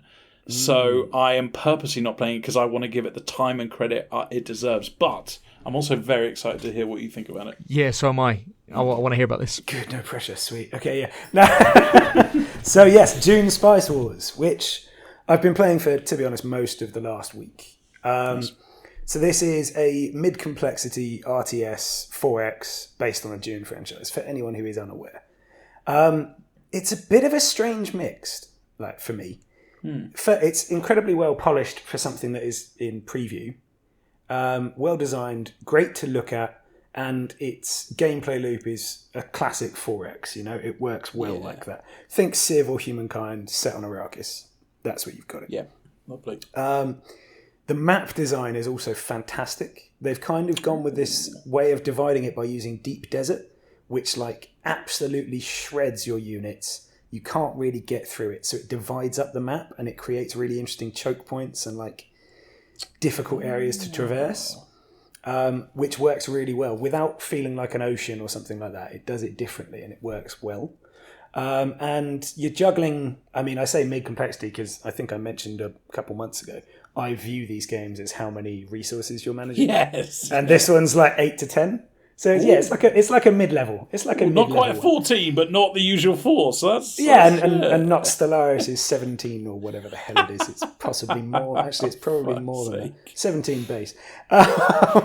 So it's kind of, there's a lot to do, but it's not too much to manage, if you see what I mean with that. And it does require some clever thinking at points, because the obvious thing you want to do is rush for spice, right? That's the whole point of Dune. The spice is everything. But you can't. You have to balance things or you get in trouble. And you can always lose your spice trawlers to worms. So, yeah, and they do literally just appear out of the map. Like, there's a little warning and then boom. And we'll come back to that in a bit because it has been an interesting gameplay mechanic. But there's also, I should point out, because it's Dune, there's a big political spectrum going on as well. Nice. So you have, like, some of those resources are like intelligence and like favors with the trade, with the spicing guild and things like that. And you can even win the game by buying shares in the Choam company. Like, it gives you a lot of different variety that works in Dune. Cool. And then we'll come to the bit that I originally thought were like my negatives on this, but actually they aren't, because I've sort of revised it since. So I played like 3 separate starts in a campaign. You know how you always start these and then you go, oh, okay, I actually needed to do something different. I'll go back into it. Yeah, I did that. I got to the third one, and across maybe 6 hours of the third one, I finished it. I won. Oh. Got to the victory screen and was like, oh, fuck, that came about quick. And was sort of taken aback by that, particularly because in that particular playthrough, I basically hadn't had a major war. Not with the other AI factions anyway. So that was a bit weird. Both. How did you win? Sorry, was it one of the so there's multiple ways. So this one's hegemony, which is like overall point score, you know. Right. So obviously you can win it by conquering everyone. You can win it by hegemony. You can win it by the Choam sales. And there's another method as well, but those are the 3 main ones, really. I think you can win it by dominating like more than half the map or something as well. So there's multiple options, and the combat is very Civ-based as well, just for the record. But yeah, in this particular one, I barely had a war with the other 3 factions. But what I did find is the recently added Renegade Neutral faction is a world-ending threat in comparison to everyone else. Like... They were added in a recent patch. I think it was called Air and Sand. And it's the one way you can tell this is still in early access, because holy hell are they overpowered. Like, you're rolling around with a couple of units of swordsmen and riflemen, and they rock up with droids and airships. And I was just there like, what? And they actually obliterated one of the AI factions, like, before we even did much more than chat to each other. They just annihilated them and left them with just their home base. And they just keep coming. And my biggest struggle was actually trying to defend my land from the renegades. And it ended up... Well, this was actually the most interesting battle that happened, was me desperately defending, holding this town, going to take out a renegade base. And as I won that battle, a sandworm hit and wiped both forces out. Oh, very cool. And I was just like, okay, that's awesome, but crap, I have no army. In like late game, I have no army, and desperately had to rebuild. So that it was an interesting mix, that whole playthrough, and it kind of, for me as someone who likes the grand strategy, the bigger the better, I kind of went like, that's a bit disappointing. But on thinking about it afterwards, I've gone, actually, this game is absolutely perfect for people who really like the genre and don't have the amount of time. Okay. Because like I'm very lucky in the fact that I can play a 35-hour Warhammer 3 campaign over 2 months, and I'm fine with that. But a lot of people will lose the train of thought pretty quickly, or won't want to do that much over even... Like, won't want to do that much time, or won't want to let it take that much time over 2 months, you know what I mean? So this one... Sorry, go on. I was just going to say, this one is kind of perfect for like people who love strategy but do not have the time to dedicate, because you can do it in a week even with less than an hour a day. Like they might have actively thought about doing that, as in they might, because I mean, so many people love the old. I mean, old people do. Like my dad fucking loves the old Dune movies and the Dune books. Yes. He's read all of them. Yeah. And of course, the popularity has massively increased since the recent Dune movie. So they might have generally gone, let's try and appeal to the people, not the hardcore, gamers like me and you, who, the bigger the better, the more complex the better, the deeper the better. They might have gone, no, let's actually appeal to the average gamer, maybe even a casual gamer, and try and get them involved. I think that's a good point, because it's they're finding their place. There are a lot of these really complex ones out there, and long-winded ones out there.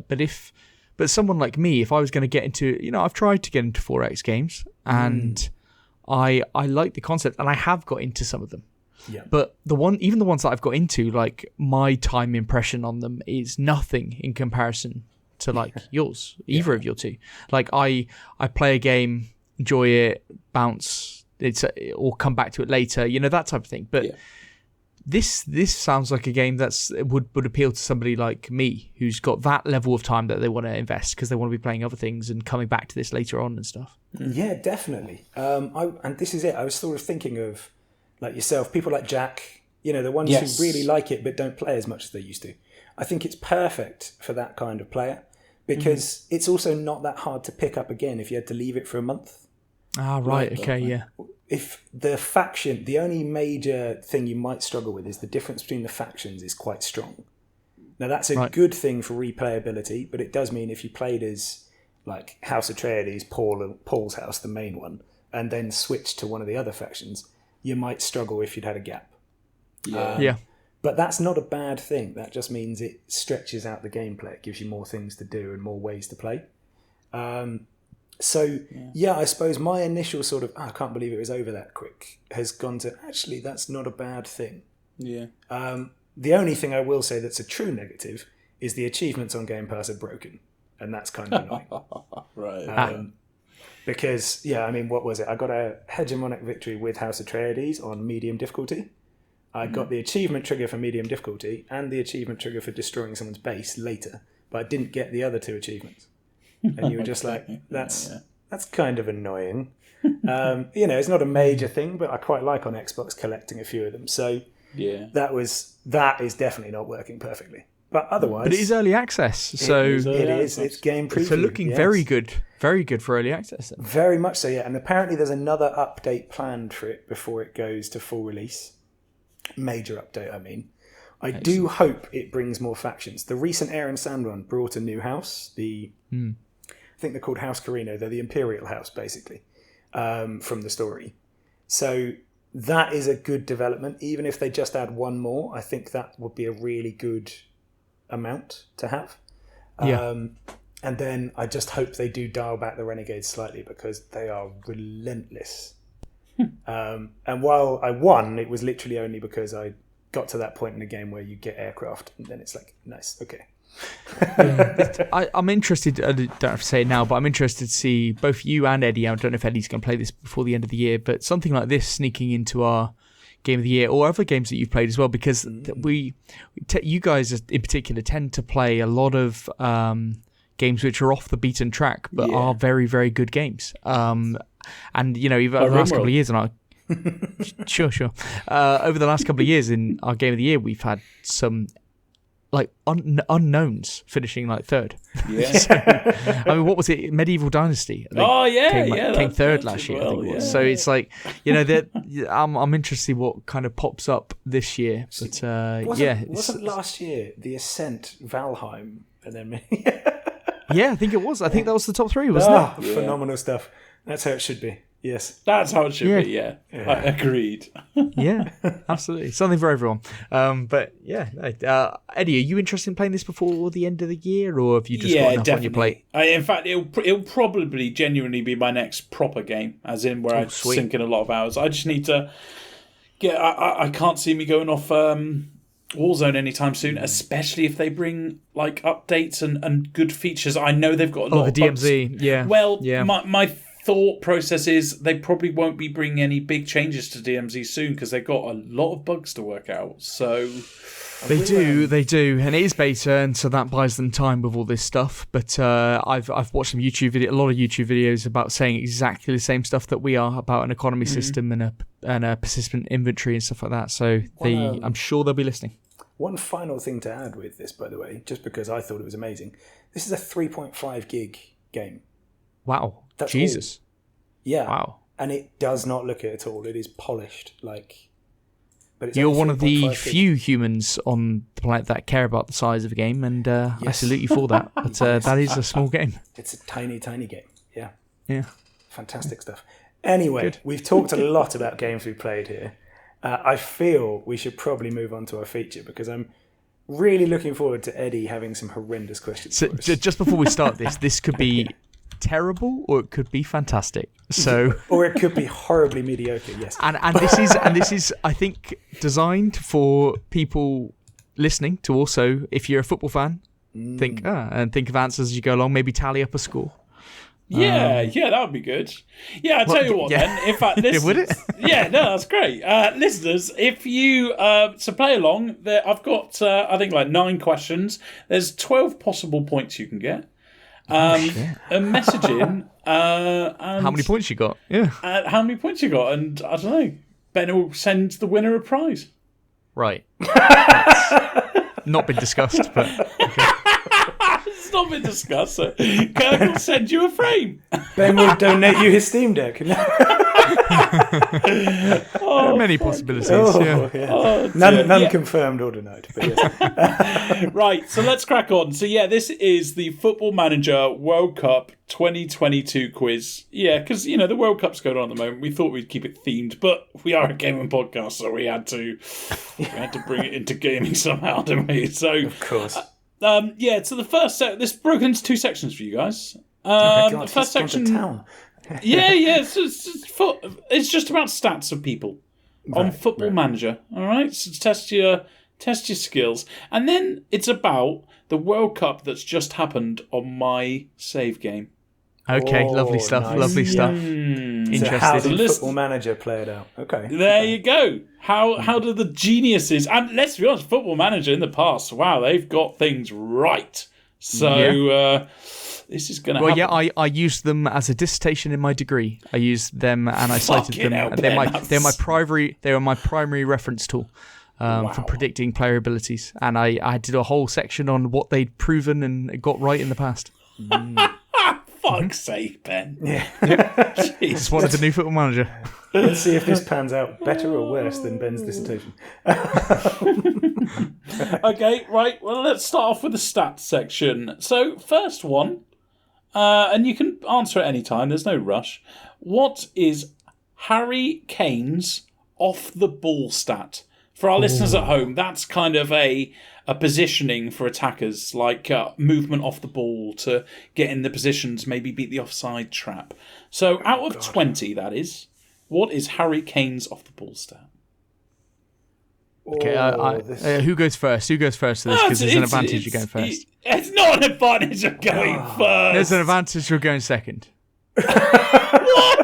I think you're overthinking this, Ben. I think also you are. think Ben, you don't get a prize if you win. You know that, right? Ben only gets to keep his Steam Deck if he beats everyone else. Yeah, fair enough, yeah. Pete, you have to give away your laptop if you lose. Okay, I've got like 3 here. I'll just give the cheap one. Yeah, just give fucking, I don't know, a stream one. I've got one of them. 80 quid job. Only thing it'll have on it is RimWorld, and just be like, enjoy. Yeah. All right, don't give that away. Give it to me. Okay, Harry Kane's off the balls. I really wish I'd played Football Manager. Right, I'll 2 go years. first then. Go on. I'll go first. I'm going for 16. I'm gonna. That seems high. 14.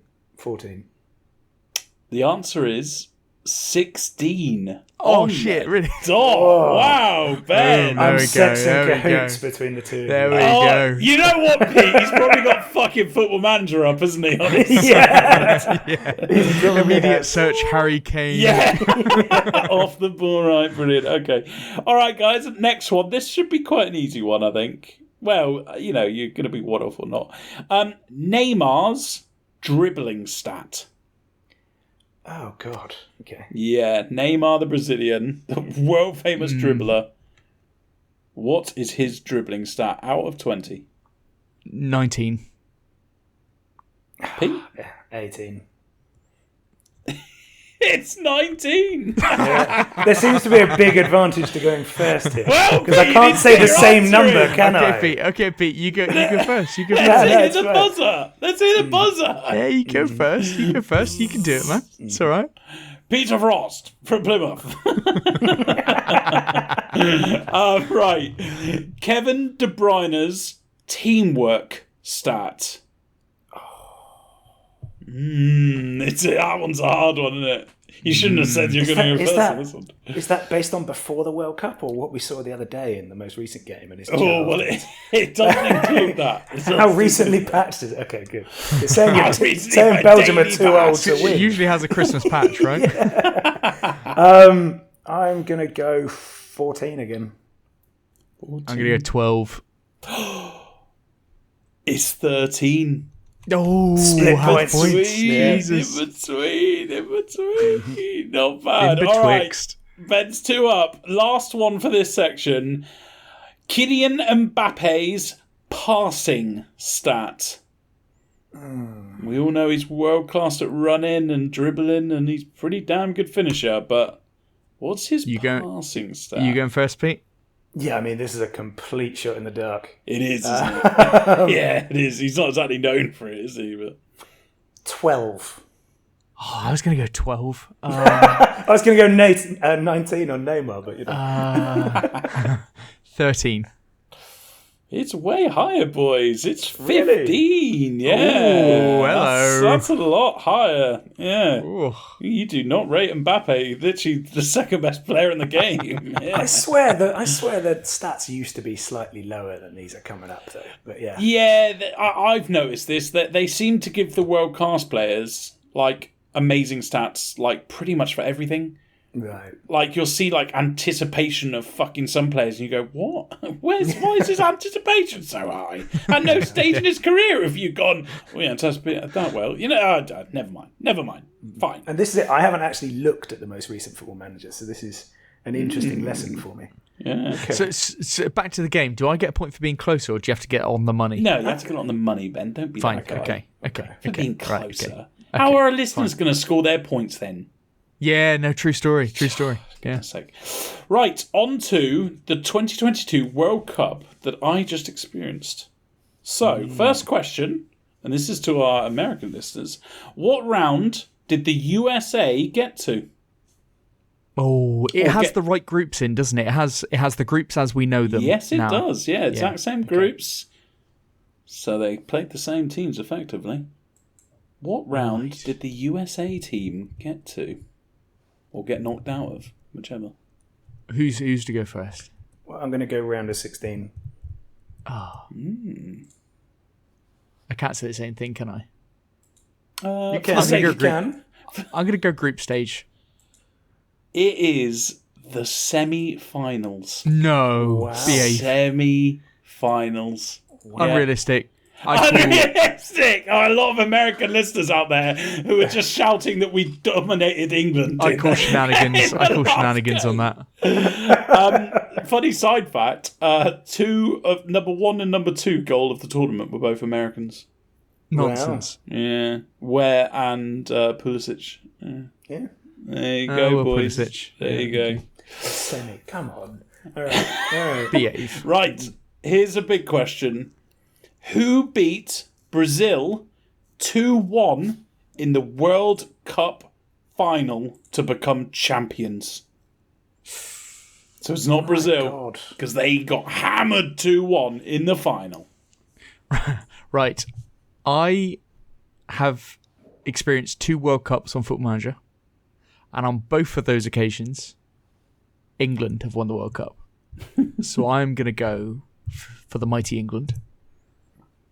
Okay. And just for spiciness. They'll go USA, Pete. No, it was obviously Wales. No, I want to say Argentina. But I don't think they can meet in the final, can they? That's a question I can't answer. Yeah, that's a true. good question. I don't know. Yeah, Don't know whether that's the. I'm going that's to the go thing. Argentina. I can't be bothered. I can't work out the bracket while we do this. Let's Okay. just say Argentina for the drama that would lead to. One of you is right. My God, it's Ben. Good God. And of course, it's the mighty England. Just like in real life. England. So that means, Eddie, that means of the 3 World Cups that I'm aware of on the latest Football Manager, all 3 have been won by won England. everyone. Do you reckon that might be a downloading in England stat? You know, like Portugal, it's always Portugal. What is your location? Right, okay, we know which way this goes. Unless you're in Wales and then they just give it to England. Shit, I just pissed off a lot of our listeners there. Sorry. Oh dear. Right, 3-0 up. All right, come on, Ben. Pete. You need to fucking pull your finger out, mate. Yeah. I don't know. I mean, there's nothing really attached to my defeat here, but yeah, sure. Come on, I can do this. Let's go. Pride. Pete, you 90 go minutes first in. for this one because Ben went You're first the last one. You're a proudful people, Pete. In the final, name the 2 scorers, and there's 3 points available here because obviously there's 2 scorers, but I want to know who scored 2 goals. Ooh. Oh, okay, right. Okay. So an you said it England was player scored 2 2-1. goals. Yeah, it's 2-1. Okay. So England player scored 2 goals. The Brazil player scored 1 goal. Okay. So. Pete, if you're trying to sim a game on Football Manager, that's I don't even have it installed. that's why we're waiting so long. Yeah, I'm going to go with Richarlison Ooh. and Kane. Okay.